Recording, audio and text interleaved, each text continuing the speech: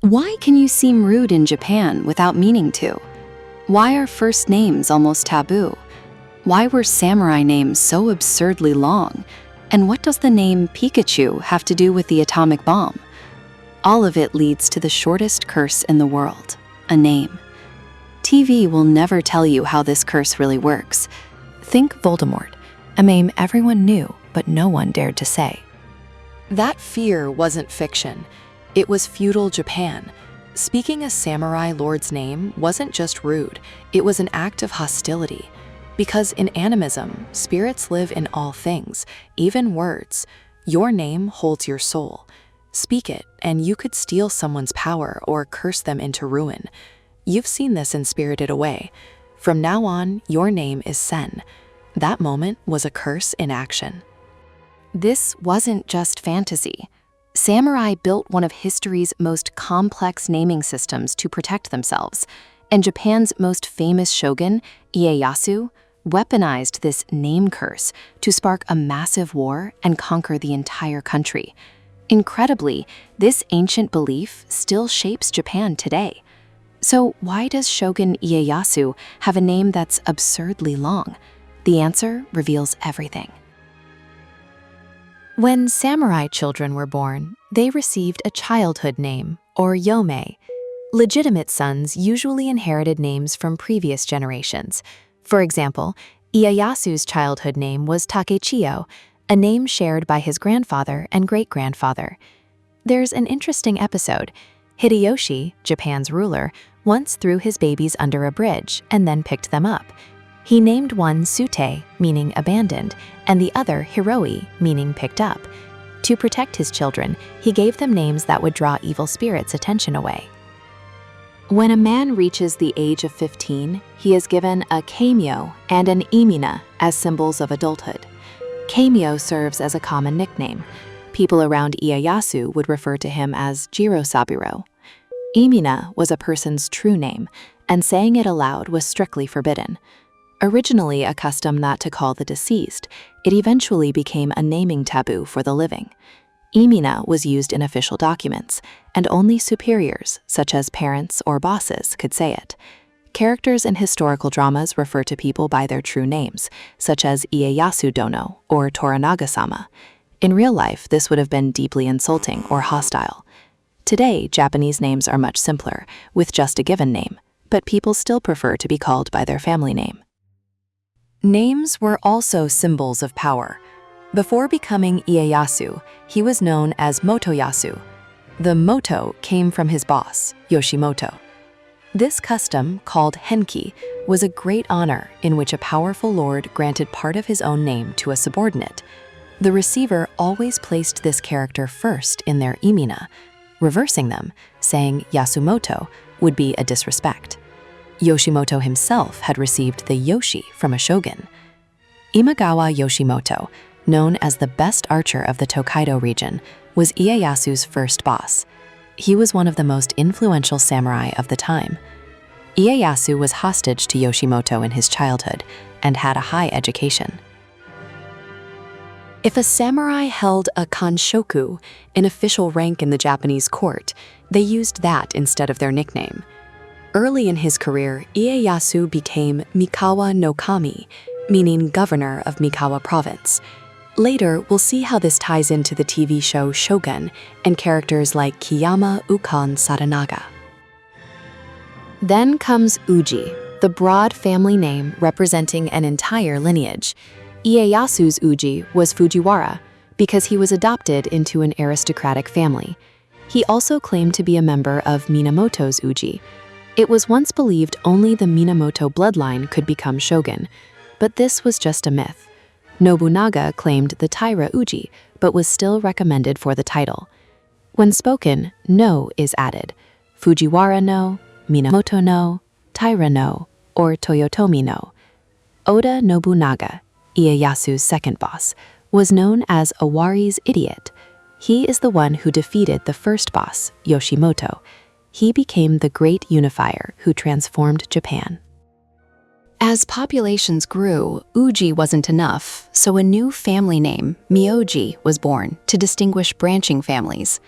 This evolved from places or occupations, much like modern last names.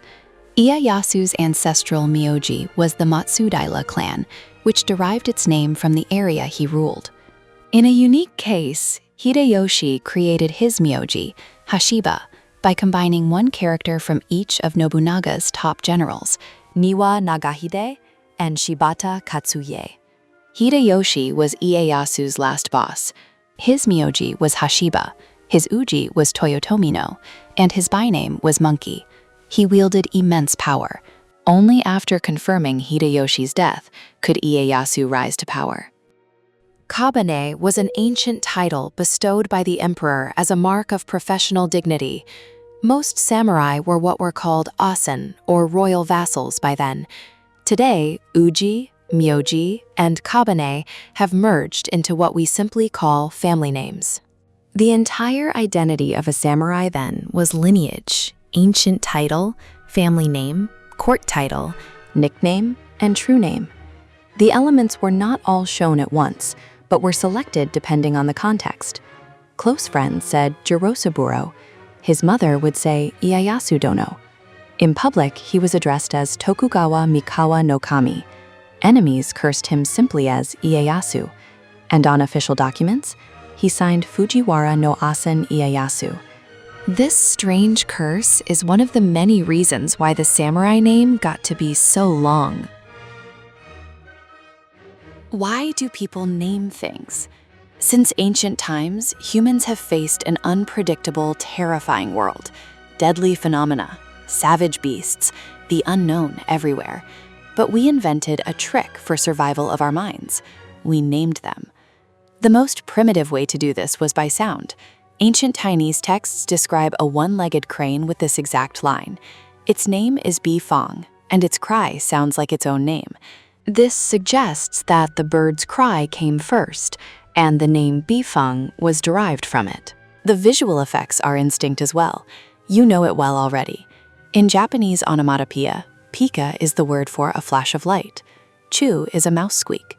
Put them together, Pikachu, literally a flashing mouse. So here's a question for you all. If Pikachu was real, would you think it was cute or scary? Drop your thoughts in the comment. Me, I'd be scary. Pikachu is quite large. It's about the size of a nutria or capybara. The thought of being bitten by a giant rat keeps me away. It's not a man-eater, but it's a big swimming omnivore, and it could hunt like an electric eel. Here's how I imagine the real Pikachu. Hey Jinbei, taking some game over there again today? It's the Edo period. Jinbei, a master mountain hunter, finishes his work early and heads to the home of a late friend. He's been quietly supporting the man's widow and her young daughter, always bringing fresh game from the mountains. The widow's nickname was Ren, meaning lotus, or Renee. At the time, ordinary women had short two-syllable names. Nobody knows her true name except her parents and her husband, it is said. Many of these names were prefixed with the fashionable courtly O, which made them sound cuter. Thus, she was known as O Renee. Another court custom was adding the suffix ko. However, this didn't become popular among the general public until Japan began to westernize. The famous writer Lafcadio Hearn, who chronicled Japanese female names, once noted, "In Japan, moral beauty is placed far above physical beauty." This inner beauty was exactly why Jinbei was secretly in love with O Renee. Handing her a rabbit he had just caught in the mountains, Jinbei shyly asked for rabbit stew. As the three of them gathered around the hearth to prepare the meal, a bizarre creature suddenly waddled through the doorway. Pika-pibara, the creature squeaked. Jinbei whispered sharply, "Stay back. That's a Pika-pibara. It makes a light illusion." a Pika-piraba? The daughter stared at the creature with interest. Without taking his eyes off the beast, Jinbei swiftly loaded his matchlock rifle. 10 seconds flat, the work of a master. But the beast isn't interested in them. It's fixated on the rabbit innards in the daughter's hands. Suddenly, the fire cracks. Startled, the creature shrieks, Pika! A blinding flash swallows the room. Jinbei convulses and blacks out. When he wakes, his head is resting gently in Orene's lap. The moment you jumped between my daughter and that creature, there was a massive flash. You were the only one who fainted. The Pikabara ran away. Thank you for always protecting us. From that day on, the Pikabara was revered as a matchmaking spirit. The Pikabara is just a light-hearted fiction, but the instinct behind it, the urge to name the unknown, might be real. To the human brain, the unknown is a mortal threat, but the instant you give a terror a name, you draw a boundary around it. The panic quiets. You regain control. Naming a monster isn't magic, it's biology. To name something is to tame it. We see this instinct even in moments of unimaginable crisis. When the atomic bomb fell on Hiroshima, survivors faced horror beyond imagination. Yet to protect their minds, they instinctively reached for the same trick. They named the terror Pikadon, Pika for the burning ray, Don for the disastrous shockwave. However, there is a flip side, particularly in the curse logic. If naming something gives you power over it, what happens when an enemy learns your true name? This name obsession literally changed history. After the Battle of Sekigahara, Ieyasu became the de facto ruler, but the previous ruler's heir, Toyotomi no Hideyoshi, who was called Picked Up, still had massive influence. Ieyasu needed a reason to determine the fate of the Toyotomi clan. The trigger? Hokoji Bell Incident, a giant bell donated to a temple by the heir, Hideyoshi. It bore the inscription, "The nation is safe and prosperous, and the ruler and his subjects are happy." In this sentence, the character Toyotomi is displayed next to the divided name of Ieyasu. Splitting the unmentionable true name was interpreted as a deadly curse and a massive slight. Ieyasu used this curse as the perfect excuse to take action. In the TV series Shogun, the character Kiyama Ukon Sadanaga carries the middle name Ukon, which likely reflects a court title. Like Toranaga and Ishido, every major character must hold some form of court rank.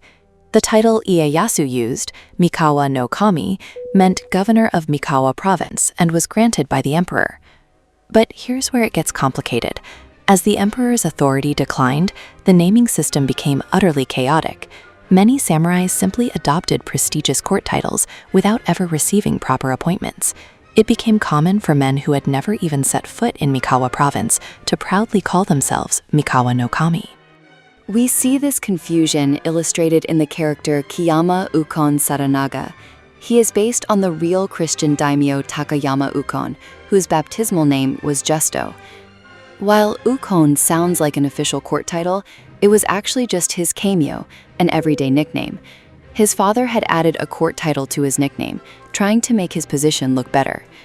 To Justo, the people around him just called him Ukon, no matter what higher court rank he might have had. He probably thought this naming system was as confusing as we think it is today. Now, within the court hierarchy, there existed a position even higher than shogun, the kanpaku, the highest political office below the emperor himself. This prestigious role was held by Toyotomi no Hideyoshi.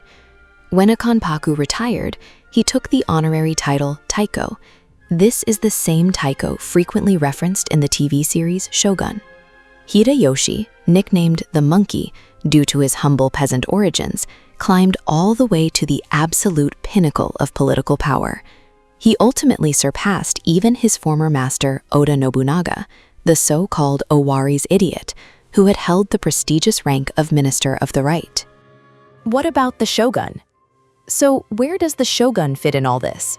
The shogun's full title, Sei Tai Shogun, originally meant Great General who subdues the barbarians, essentially the commander of an expeditionary force. Within the court hierarchy, it actually ranked below both Hideyoshi's Kanpaku and Nobunaga's Minister of the Right. Interestingly, Nobunaga himself was never made shogun. Instead, he served as Ukon Eno Daisho, general of the Right Court Guard, responsible for the emperor's security and ranked higher than shogun. This title shares its root with the ukon in Kiyama's name from Shogun. Ukon refers to the right court guard, while sakon refers to the left. In traditional Japanese court culture, the left side was actually considered slightly superior. The actual political power wielded by the shogun varied dramatically across different periods, reaching its greatest extent only after Ieyasu consolidated control and transformed the shogunate into Japan's central authority. This is the all-powerful shogun we recognize today. Modern Japanese names seem simple, just a family name and a given name, but that old power of a name still lives. Every culture carries the pressure to live up to your name. In many countries, names are inherited legacies, passed down from saints like Peter or Muhammad, connecting you to something greater than yourself. Japan is a little different. Because Japanese names are written in Chinese characters, where each letter holds multiple meanings, parents don't pass a name down, they craft it. They weave their hopes, expectations, and vision of who you should become directly into the characters of your identity. No one loses sleep over failing to become a saint, but what if your parents' explicit wish for you to be strong, beautiful, or healthy is permanently etched into the very characters of your name? If you live up to it, it's a blessing. If you don't, it becomes a curse. That curse has ancient roots. In old Japan, names were believed to hold real power, even used as spells to control monsters. Next time, we'll meet the Onmyoji, the elite court magician who was Japan's very first Pokemon master.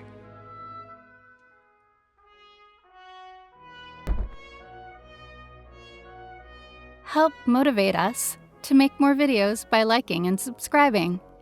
Thank you for watching!